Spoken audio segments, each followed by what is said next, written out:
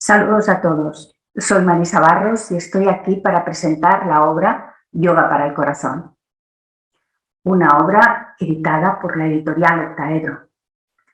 Yoga para el Corazón es un estudio que está dedicado principalmente a todas las personas que practican yoga y también a los profesores que lo imparten, pero especialmente a las personas que dentro de su práctica reconocen o a lo mejor no conocen, que tienen algún signo de cardiopatía vascular. De esto voy a tratar de exponer concretamente en qué he centrado este estudio, pero quisiera empezar explicando que esta obra realmente está dedicada a mi hermano Juan Antonio Barros. Él dejó su vida tras correr una maratón de 50 kilómetros y este fue el motivo que a mí me impulsó a realizar este estudio. Hace más de 25 años que me dedico al estudio y la práctica de yoga y soy profesora. Y esta es mi vocación, así que de ahí viene que también dedicase todos estos años de estudio y de experiencia a tomar este enfoque concreto. ¿Qué sucede? ¿Cómo adaptar la práctica cuando una persona presenta signos o riesgos de cardiopatía vascular?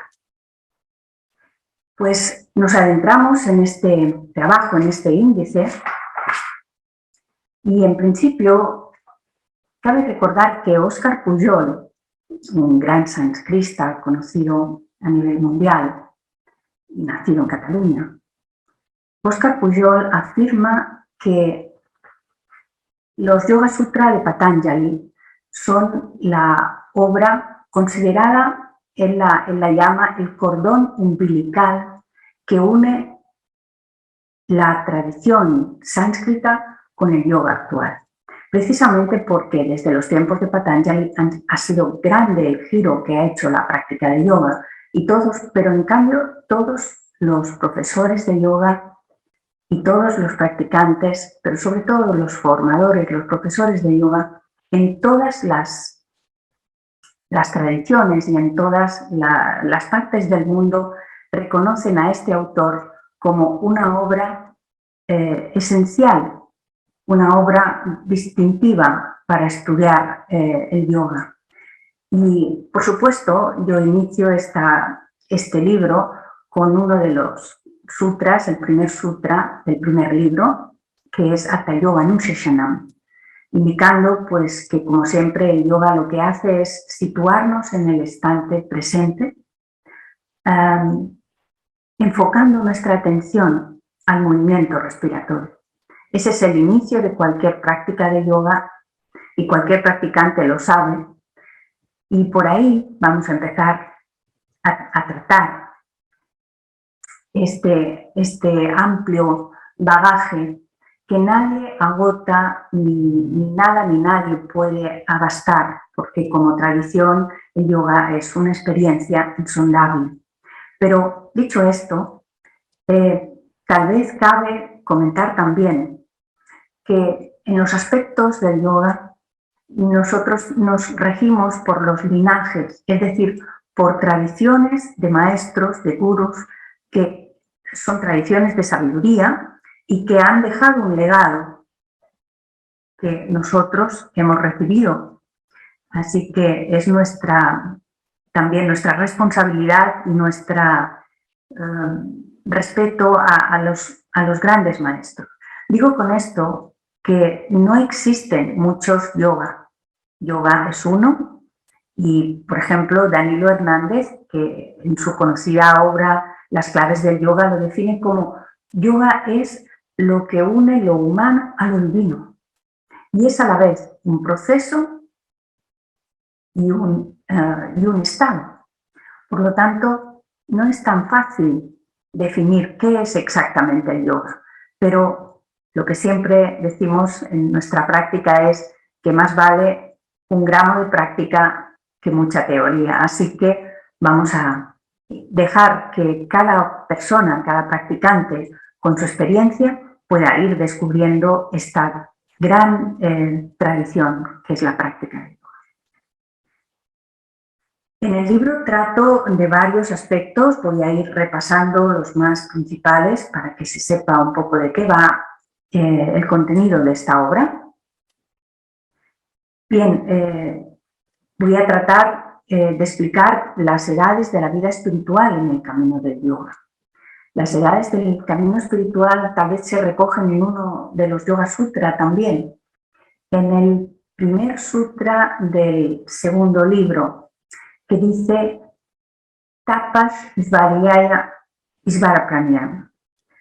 Tapas vendría a ser el tiempo en el que el adepto inicia su proceso de purificación, activa su voluntad y con su voluntad empieza a arder ese fuego, que hablamos por supuesto del fuego espiritual, ese aliento, ese anhelo de llamada espiritual, que empieza, como digo, a trabajarse a través de la primera fase de ese proceso. Cuando la persona se adentra en la práctica del yoga, lo primero que moviliza es esa voluntad que evidentemente, siendo humana, va a ir engranándose para unirse a la voluntad divina. En ese proceso hay una segunda fase que se podría llamar de iluminación, que es la fase que los textos dicen de estudio de los textos. Svadhyaya, estudio del sí mismo, el conocimiento de sí mismo. Y por supuesto el conocimiento de sí mismo, moviendo esa voluntad interior, lo que nos va a llevar es a este tercer momento, tercera fase del proceso espiritual o del camino espiritual, que es la entrega a Dios. Svara Pranayama. Este es el culmen de cualquier practicante de yoga, cualquier profesor también lo reconoce y lo sabe, y hacia eso es hacia lo que apunta la práctica. Bien, en este itinerario, que no es un itinerario fácil, como todos los itinerarios espirituales tienen sus escollos, sus dificultades, hay, desde la visión del yoga clásico, una serie de pasos que nosotros reconocemos como los 8 pasos, los 8 angas. De ellos voy a tratar. También voy a explicar cuáles son los obstáculos en la práctica de yoga, tal como lo define en los Yoga Sutra de Patanjali, y también cómo entendemos nosotros el sufrimiento, las causas de sufrimiento, lo que llamamos los klesha, los 5 klesha, y cómo a través de los medios auxiliares y de la meditación, cualquier practicante de yoga puede superar todas las dificultades que se presenten, todas las causas de sufrimiento. Si Krishnamacharya, que era un brahmin de poca estatura, pero que sin moverse de la India pudo unir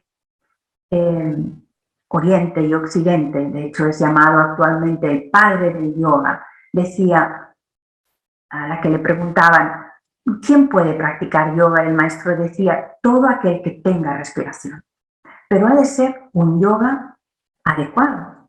Por lo tanto, decía él, el maestro y el adepto, el sadhaka, el practicante, se unen y configuran un programa, un diseño para la práctica.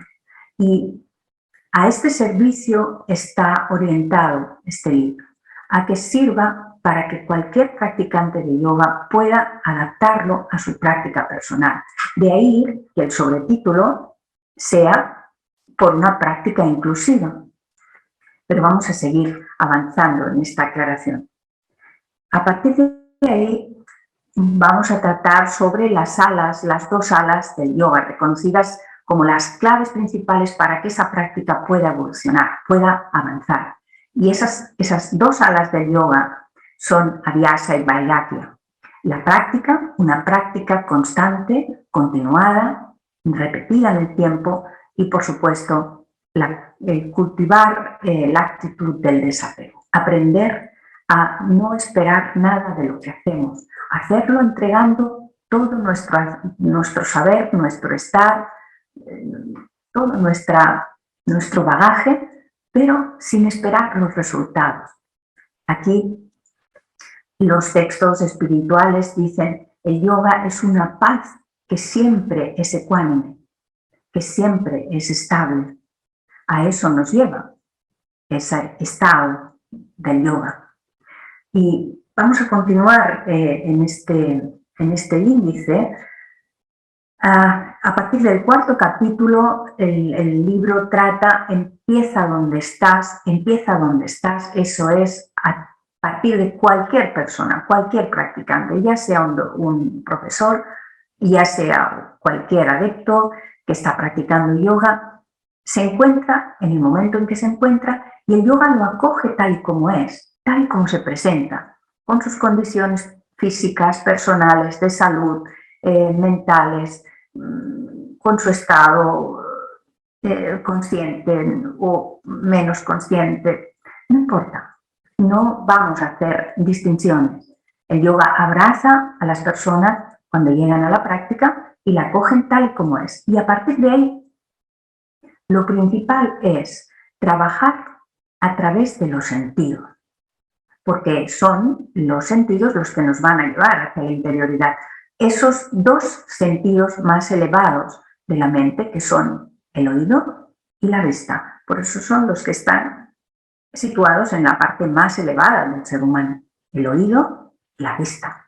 Y esta vista y este oído se revierten para conducirse hacia el interior.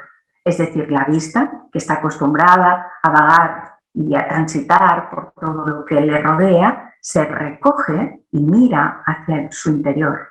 Y el oído también escucha interior. Es a lo que lleva los inicios de esa práctica. Y cualquier practicante lo sabe, lo reconoce, sabe que desde el primer instante va a tener que recoger sus sentidos y llevarlos hacia el interior para aprender a conocerse a sí mismo.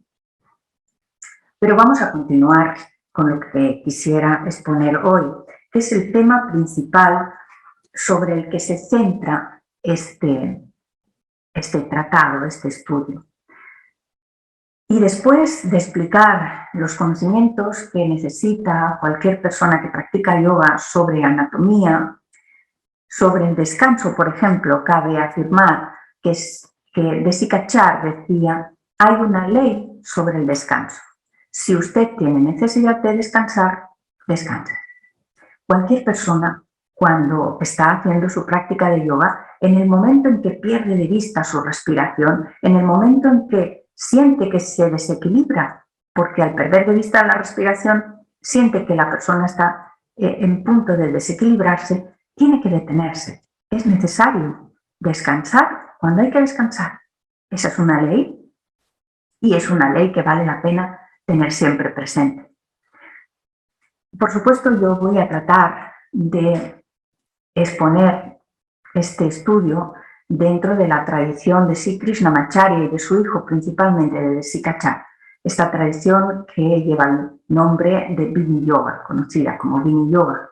Y aquí también me adentraré en explicar de qué trata este Vini Yoga y cómo su característica principal es saberse adaptar a la persona en su situación, tal y como es y tal como está.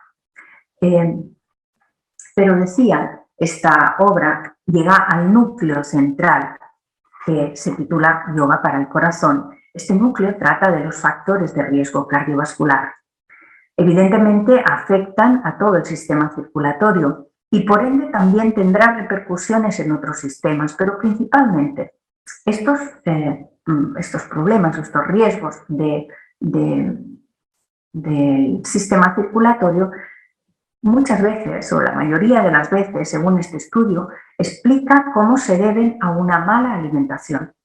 El yoga, por supuesto, tiene un factor muy importante que es la alimentación. También de ello voy a hablar en la obra. Y por supuesto, lo que afirman los doctores, los especialistas en estas patologías, es que una mala alimentación tiene sedimentos que se quedan acumulándose como un pozo en las arterias, en las venas. Y eso, cuando va haciendo ese pozo, llega un momento en el que va obstruyendo la vena, va haciéndola más estrecha, hasta que es posible que ese pozo llegue a cerrarse. Y entonces eso impide que la circulación sanguínea lleve su curso natural. Y por supuesto, estas son las primeras causas de riesgos cardiovasculares. cuando el sistema circulatorio no está funcionando con naturalidad o con normalidad porque tiene alguna obstrucción o porque está sobresaturado. También hablamos aquí sobre qué factores hacen que el sistema cardioacelerador del corazón se active. Por ejemplo, hay algunos ejercicios, algunas prácticas en yoga que son muy habituales y que aceleran el sistema circulatorio. Y esto es importantísimo que lo sepamos. Tanto los practicantes como los profesores de yoga tenemos que saber esto. Este estudio principalmente nace de una serie de artículos que han sido publicados en la revista de Yoga por la doctora Eliane Drouin. Eliane Drouin no es una doctora, es una profesora de yoga, pero que lleva una válvula en el corazón. Y ella, por supuesto, sí que hizo esta investigación. Y ella afirma, no hay práctica para cardíacos, pero es importante que cualquier persona que tenga algún signo o síntoma de riesgo cardiovascular conozca cómo puede y cómo debe adaptar su práctica para que sea beneficiosa, para que no le perjudique. Y por supuesto, voy a daros un ejemplo muy básico y muy general. Un movimiento tan natural o tan habitual como es elevar los brazos hacia la vertical, muy habitual en la práctica de yoga, puede provocar, de hecho, una aceleración cardiovascular. Y esto es importantísimo que lo sepamos. La profesora Drouin explica cómo en algunos centros especialistas de tratamientos cardiopáticos se han dado casos de que una persona con riesgo cardiovascular, por ejemplo, acusada con sufrimiento de estrés o de mucha aceleración interna, haciendo un gesto tan natural como llevar los platos a secar a la platera, al elevar el brazo de manera repetida para llevar los platos a secar en la platera, ha sufrido un infarto.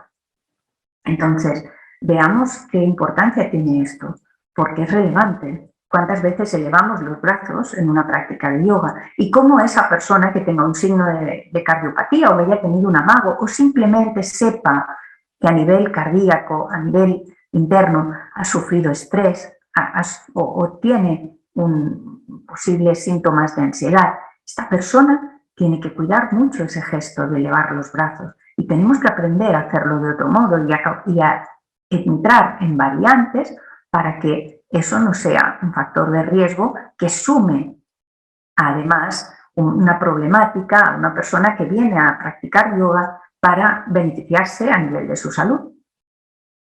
Pero hay que decir también, y de esto también hablo en el libro, los factores de riesgo no se suman, se multiplican. Es decir, imaginemos que una persona tiene 3 factores de riesgo. Por ejemplo, es fumadora, tiene niveles de estrés elevados y tiene colesterol. Esto no suma, no es 3 veces posible que le cause una cardiopatía, sino se multiplica por 9. Claro. Esto es muy importante. Nosotros, los profesores de yoga, y de esto trata también en el libro, sabemos cómo trabajar las cualidades de la energía y cómo equilibrar el sistema nervioso. Evidentemente, de esto también hablo en la obra, pero es importante que cuando estamos practicando yoga sepamos por lo menos reconocer cuál es nuestra necesidad y podamos adaptarla en la práctica, sin hacer ejercicios, movimientos o gestos que nos podrían perjudicar. Y hasta aquí lo que quería explicaros principalmente. Espero que esta obra sea de vuestro interés, que llegue a todas las manos que lo necesitan y a todas las personas que quieran conocer este ámbito en profundidad. Y por supuesto, estoy a vuestra disposición para cualquier pregunta o consulta que me quieran hacer. A través de la editorial Octaedro pueden ponerse en contacto con la propia editorial y ellos me transmitirán sus inquietudes. Gracias a todos por haber atendido esta exposición. Hasta la próxima.